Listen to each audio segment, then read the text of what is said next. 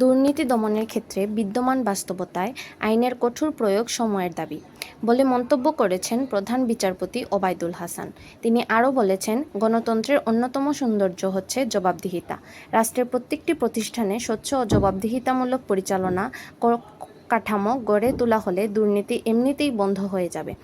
সোমবার ঢাকায় আন্তর্জাতিক মাতৃভাষা ইনস্টিটিউট মিলনায়তনে দুর্নীতি ও দুর্নীতিমুক্ত সমাজ গঠন সম্বন্ধে বঙ্গবন্ধুর ভাষ্য শীর্ষক আলোচনা সভায় প্রধান অতিথি বক্তৃতায় প্রধান বিচারপতি এ কথা বলেন। জাতীয় বিশ্ববিদ্যালয়ে আয়োজিত সভায় আলোচ্য বিষয়ে ৩৫ পৃষ্ঠার মূল প্রবন্ধ উপস্থাপন করা হয়। জাতীয় বিশ্ববিদ্যালয়ের বঙ্গবন্ধু চেয়ার ডক্টর হারুনুর রশিদে বক্তব্য উপস্থাপন করেন।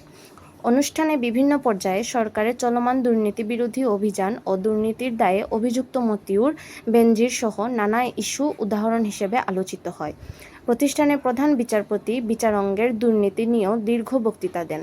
তিনি বলেন, স্বীকার করতে দ্বিধা নেই, আদালতের বিভিন্ন কর্মকর্তা কর্মচারীদের মধ্যে দুর্নীতি প্রবণতার নানা তথ্য ক্রমে আমাদের উদ্বেগ বাড়িয়ে দিচ্ছে, শঙ্কিত করে তুলছে।